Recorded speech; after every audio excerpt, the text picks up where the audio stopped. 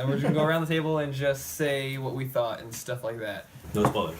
No spoilers also. We'll do that later. No spoiler review. And first is Joshi. Being the casual Star Wars fan that I am, I really enjoyed this movie. I thought it was great. I can't speak on the Easter eggs or the references to the other movies, but what I can say about the actual story and the movie itself, I thought it was pretty good. Felt for the main characters. This really was a war movie, so I definitely felt the stakes. Overall, I really enjoyed it. I'd give it an 8 out of 10. And among the Star Wars movies that are currently out, I guess I would rate it right below Episode 6. Like the original trilogy and then Rogue One. Okay. And the prequels. And then 7? Actually, I forgot about 7 because it's forgettable. I'm just kidding. No. Shots fired. Yeah, Rogue One and then maybe Episode 7 and then the prequels. Yeah, that makes sense. So as Joshin said too, I'm a casual fan, but I'm the son of a very big fanatic. If you go upstairs, there's literally like Star Wars G.I. Joes, like dolls and like figurines. Action figures, like he said. But so I saw episodes 1 through 6 when I was super young, or like when I was young enough to not really, comprehend it so well.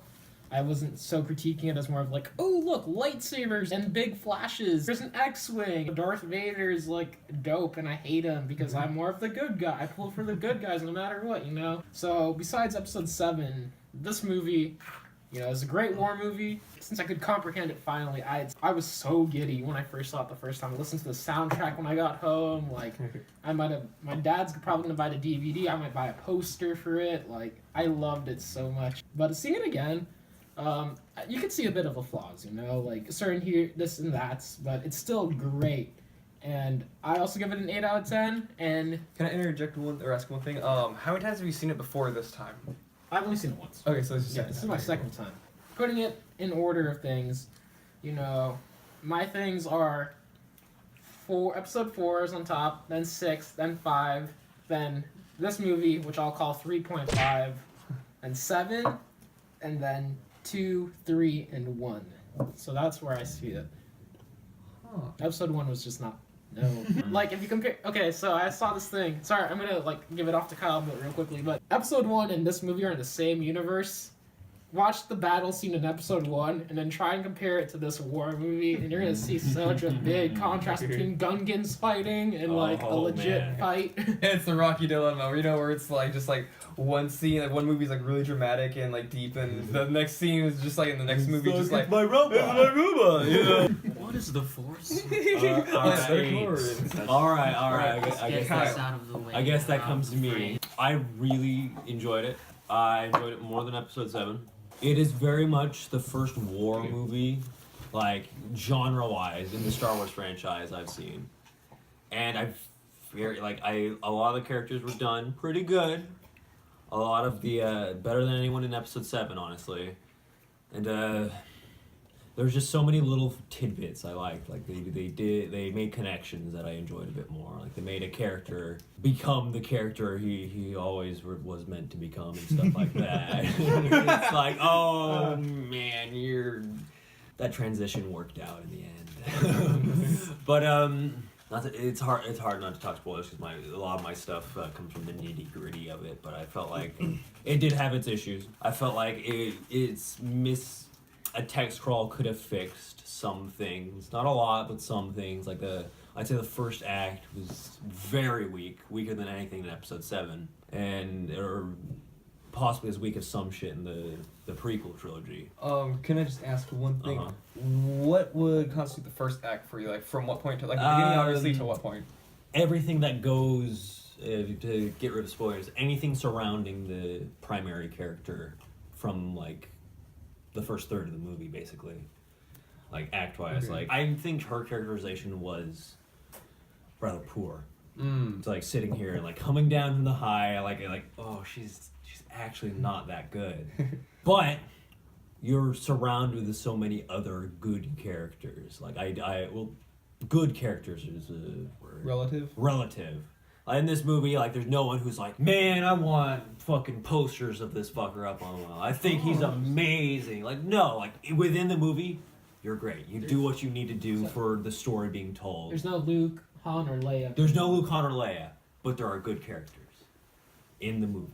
Okay, that's a pretty good Luke, Han, and description. Leia, great characters even outside the movie. It's like, you're cool, you're fucking cool. Yeah, like, one of them. look at all of them, like, Solo, like literally. Han Solo. Like, I can't point at any of these guys like, man, you're so fucking cool. Like, no, you need the rest of the narrative to get those characters where they needed to go in their arcs. But with Han, Luke, Leia, and all that, like, they stand alone without the rest of the story. Like, you look at those characters, like, you're good.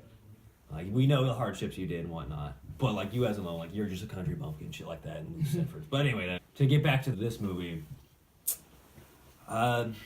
spoilerless wise, that's about it. To rate it, it's a middling 7, maybe a very high 6. But I really enjoyed this movie. Like, it got pretty far away from the issue I'm having with air quote modern movies, action flicks and whatnot, where it's just like you're injecting a lot of humor and whatnot, and you're kind of cookie cutting this franchise. Like episode 7's like the worst example, where like, oh, it's an action flick made in the form factor of episode 4, and I had very much issue with that. But this one's like they got very far away from that issue, and I like that. And just to put like a rating wise in relative To the rest of the franchise, original trilogy, I can't put those in any order because like quality, all of them seem constant to me whenever I watch them. So original trilogy, Rogue One, possibly episode 1 on a good day if I'm just like in the mood for dumb shit, possibly episode 3, episode 7, then episode 2. That's a very interesting like order at the end of it. I don't know. Episode 1 has that nostalgia factor for me. Oh. But also it has the double nostalgia of it still kind of looks like the original trilogy. So it's nostalgia for me at least on two fronts. Okay. But anyway, No, I that's my piece on that. So Now you can. all right, you go. Oh my god, I found that really, really cool. Like, there were like so many awesome scenes that I just absolutely adored. And like, I can't really say what I liked specifically because it's kind of spoilerish, but man, there were so many awesome scenes. A lot of lovable characters show up and they just do really cool stuff. Honestly, I agree a lot with Kyle with how the story works out because like the first act of the movie I felt was really weak. Like, it kind of felt like it dragged on. I didn't like watching it, honestly. Or at least it was interesting enough so I can understand what's going on, but it just wasn't for me. The second act was much better, and the third act was so awesome. And how I'd rank this, I'd probably put this movie somewhere between 3 and 4.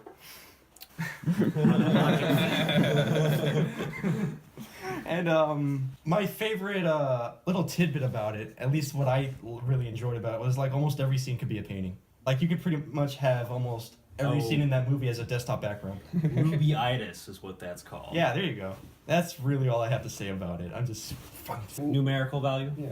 Probably a 7. High 7, probably. Mm-hmm. Anyway. So wait, in terms of the series though, would you really rate it between 4 and 3? Yeah, I actually Really? That's really weird. I That's enjoyed cool. 3 immensely, but Yeah. it has offensive issues. No, I'm just saying that's ironic. No, That's all. because like you have 3, which is like okayish, but not really. Then you have 4, which is really good. No, I definitely see what you're saying. I'm just saying that's really funny how that works out though. So we got the real Murdoch from the Gorillas here. What? Sorry, 2D. Sorry. Oh yeah. Thank you for the introductions. Not like I like having introductions. Oh, and I'm the one who loves stroking himself. I like to have other people stroke me. Oh yeah. But from yeah. And this is my 3rd time seeing it, so a lot of the is gone for me. But overall, I really dug it. It was pretty cool and stuff like that. Cool. One-on-one with the camera. Hello. I'm out. Oh, you're going? Bye, Aaron. Bye, camera. Bye, Bill Gates. I was holding the camera. Oh fuck, he does look like And he's smart too. Wait, Aaron, probably. what did you rate the movie? Coming down off the hype, But just right now, real fast. 8. Okay, love you. Bye. All I know is Christmas Bill gift. Gates had a subordinate who could fucking draw out a processor, send that picture to a fucking plant, and they'd send back working fucking processors. That's to him. pretty cool. Anyway. Anyways. fucking- Thanks for watching. Bye. No, what's your deal? What's your deal? That was fun. No, but I thought it was pretty cool. And my problem with it though is the first act and a half are very plot driven, and you don't give the characters enough. They don't give the characters enough time to breathe because it's really just a thing of Terminator. Genesis did this really bad. This is why that movie isn't very good. It's very much point to point action. We need to go here. Oh, we got you here. Now we need to go here. Okay, now we got here. Now we need to do this. There's no real moment where you can get to really know the characters hardly ever, and that was my bone to pick with that. But to be fair to that though, the time in between each point-to-point action wasn't that big, so it wasn't too much of a drag. Or the world that they're in which that happened is a really fun world, so it was really fun to see because you could see like people that you might know or something like that. Or it keeps you entertained and entwined while that happens and stuff like that. As for the characters, they need more interactions to be really good there. And there are a lot of characters, and I could see how that could have gone really wrong with something like Suicide Squad, which didn't do it very well because they kind of just have all the characters kind of there, and they don't have too much personality outside of like text that tells you about them. But with this one, you kind of get a better feeling for the characters. I guess what I'm saying is this is a very good movie for character development and stuff like that, in the sense that there's a lot of characters, so they don't have very much time to get to know the characters. Although there is one part of the movie they could have cut out and would have given them a lot of time, I think. I think I could argue that though, because episode 4 also had like several characters, and I think they kind of fleshed them out pretty well. They had 4 characters really, and then the villain. But I'm just counting the main characters. Really. I'm just counting the main characters right now. So they had Ben, Luke, Han, Leia, and Leia only comes in at the last act. Mm-hmm. So I guess I wouldn't really count her too much, because we only count her because of a retroactive thing, because we look at her as a character from 5 and 6. If you look at her as a character in Just 4 alone, she's not that good. She's just a prize, really. She's just a plot object. Yeah. So if you look at, there's only, and 4, but Chewbacca doesn't count because he's not really that much of a character, because he's just goes, Yeah. So really you only have 3 characters. In this movie you have Jedi guy, you have main character lady, you have the Frenchy guy, you got I wouldn't count robot guy because he's more of a sidekick, so I'd say pilot guy, and you got the other guy, the almost clone guy, Asian Rambo. So it's about 5 characters you got. I would contend a bit with him just because how little we get from him. I can see that, yeah, because he's a bit more of a sidekick to Force family. But even that's like, I could see that, but there are a lot of points they had to get across and stuff like that. Mm-hmm. And if I don't want to get into too many spoilers, so I'm not going to mention anything, but there is one character's subplot that you could just cut out, and it would have freed up time and stuff like that for the characters to interact and stuff like that. Mm-hmm. But in that, I do like each character has not so clear, but a good arc. Okay, I'm sorry.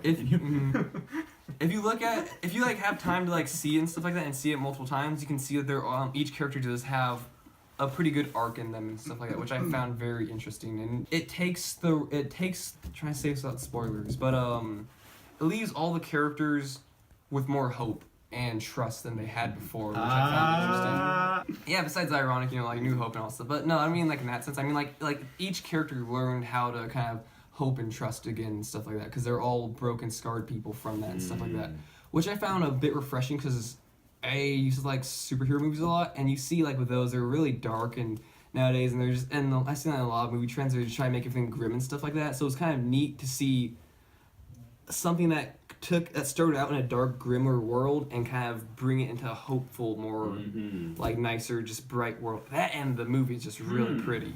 It is really pretty. That's interesting, because you're coming off the fucking, if I may say something. Yeah, go ahead.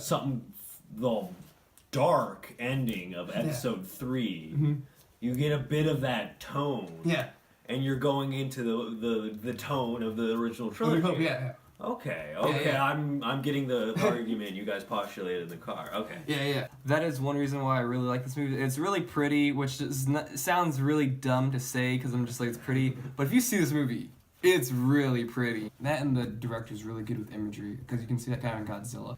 I didn't like that movie too much, but the imagery was really good. That's all I got to say. In terms of rating, I would say I give it an 8.